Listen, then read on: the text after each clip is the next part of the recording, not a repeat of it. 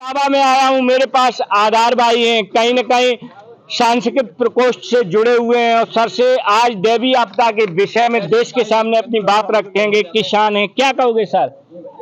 अरे सर, सरकार तो किसानों को परेशान कर ही रही थी। आज दैवीय आपदा किसानों के ऊपर कहर बन के टूट पड़ी और रात्रि में आज 20 जनवरी को रात्रि में ओले भी गिरे और तूफान आया। इसके कारण फसलें काफ़ी नष्ट हो गई, गेहूं ज़मीन पे लेट गया, कुछ औरों से भी नुकसान हो गया। तो मैं चाहूँगा सरकार से कि सरकार उससे मुआवजा दे, जांच करे। और आप देख ही रहे कि हमारे उसमें हरियाणा में किसानों के ऊपर लाठीचार्ज हो रहा है, काफ़ी किसान चोटिल भी हो गए हैं। तो मैं सरकार से ये अपील करूँगा कि किसानों की मांगें मान ली जाएं, अन्यथा किसान आज से रोडों पर निकल गए और चक्का जाम कर देंगे। तो सरकार से मेरी यही प्रार्थना है कि जो दैवीय आपदा टूटी है किसानों के ऊपर, उसकी जांच करवा के लेखपाल और कानी को एसडीएम द्वारा उन्हें उनका मुआवजा दिया जाए तो अच्छा रहेगा। सरकार जांच करवा के जो दैवीय आपदा में जो भी लॉस हुआ है उसकी भरपाई करे।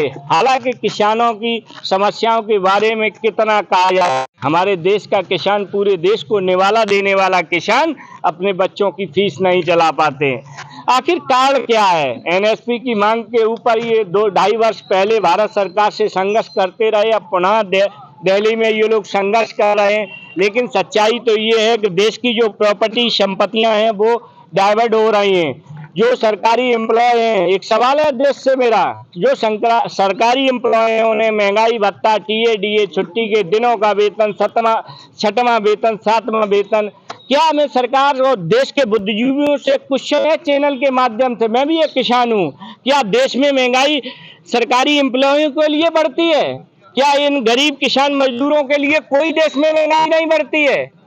देश हमारा तभी आगे बढ़ेगा जब हम सबको साथ लेके चलेंगे। ये बहुत बड़ी सच्चाई है। मैं गया था अभी कोटा सर्वे करने, तो मैंने देखा था, काफी छात्रों से मैंने पूछा था, बेटे पापा क्या करते पिता आपके? तो कोई भी बच्चा, मुझे किसान गरीब मजदूर का बच्चा कोटा में आईआईटी और नीट की तैयारी करते हुए नहीं मिला था। उस टाइम मैंने कहा था हमारे देश का क्या होगा।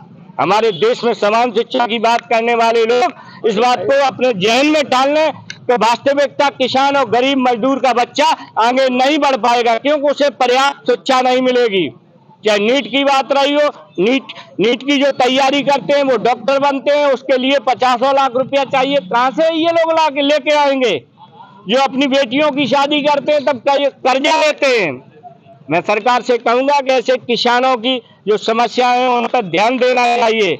ना अगर ये किसान देश का जाग गया, ये 70% आबादी है देश की, राज्य सरकार या सेंट्रल गवर्नमेंट की बात हो तो ये किसान चुनने का काम करता है। जिस दिन ये एकजुट हो गए तो ये अपना अधिकार कैसे लेंगे, ये तो आप भी जानते हैं, हम भी जानते हैं। बहुत बहुत धन्यवाद। इसी के साथ मैं कपिल यादव, MBM न्यूज़ 24, इटावा, उत्तर प्रदेश।